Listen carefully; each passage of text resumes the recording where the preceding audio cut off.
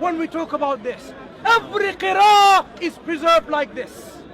Every reading is preserved like this. The Quran that we read is exactly the one that was given to Prophet Muhammad, peace be upon him. Word for word, letter by letter, surah by surah. Quran is one. You go to Indonesia, all the way back to America, passing by Morocco, Syria, Saudi Arabia, it's the same Quran. The Quran has been preserved, we believe, since the time of the Prophet till now.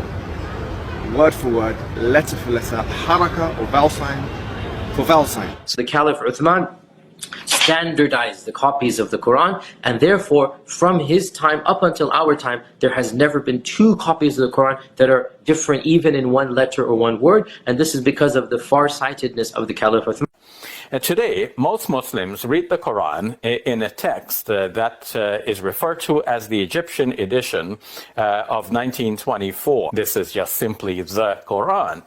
But this is not the only text of the Quran that is read throughout the world.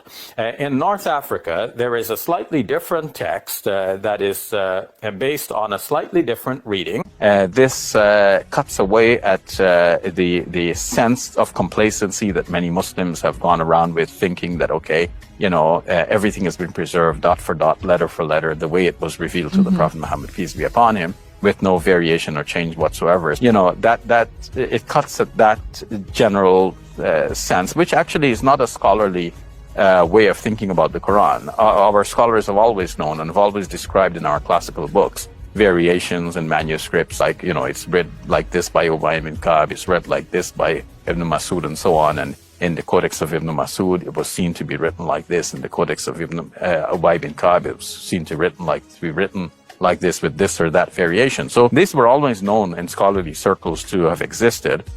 But recently, average Muslims have just simply, without bothering to learn, they have just simply parroted a common way of speaking about the Quran. In other words, if you were to compare two printed Qur'ans, you're going to see differences between them.